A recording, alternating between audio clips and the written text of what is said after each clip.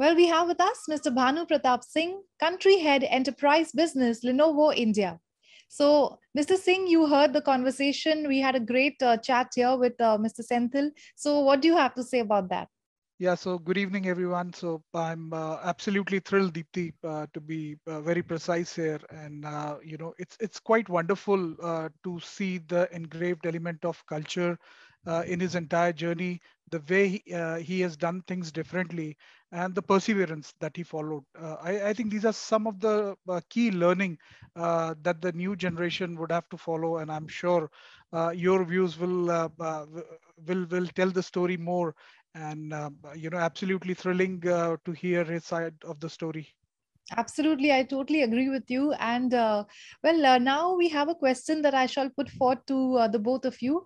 Both of you are experts in the industry, so your answers will give us some great insights. I'll start with Mr. Senthil, and then we'll ask you, Singh, Mr. Singh.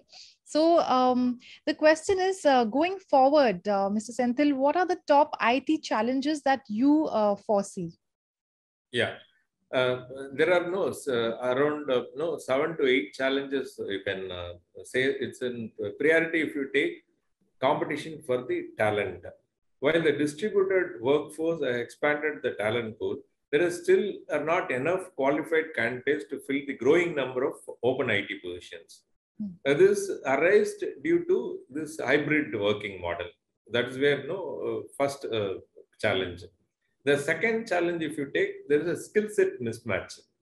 Many organizations have gaps between the skills their workers possesses and the skills they need to stay competitive over the next 3 to 5 years. That is where the gaps, because the traditional environment have a traditional skill sets. Now this hybrid work model requires a different skill set, like cloud, cyber security. All those things are no skill set mismatch with the current organizations. Maintaining hybrid environments. Organization as a BCP, they have to include the remote workforce also. To enable, you have to make that all the digital assets, remote enabled. This creates a lot of hybrid environment wherein we need skill sets for maintaining this. That is the third challenge. Fourth challenge, now you see, if it is a corporate office, there is a 300, 400 people would be working in the same place. And we have to safeguard the entry with the, a firewall or whatever, we put for the only one place. Now all 400 people are distributed and there are 400 vulnerable points are there wherein we have to combat the cyber criminals. This is the fourth point which I see as a challenge. There is a technology shortage also would be there, like in terms of global microchip shortages, which we are facing currently due to other issues. Like these are all major challenges I see as a technological challenges. Like. Absolutely. Well, thank you, sir, for a very detailed understanding that you gave us. Well, Mr. Bhanu Pratap Singh, sir has pretty much covered a lot. So yet I'll ask the same question to you. What, according to you, are the top IT challenges going forward? Okay, so I will elaborate on the four ones which are picked up by Mr. Senthil, and those are the absolutely key challenges. As Mr. Senthil said, that the challenge list for CXO organization is innumerable. Every day is a challenge when they walk into the office, and they have to manage things. But what I feel, and from my organization perspective, first and the foremost, as Mr. Senthil mentioned about the data, the data is supposed to be the oil of today and tomorrow, right? So the amount of data which is getting generated by businesses by and the retail space is humongous. And how do you manage those data points?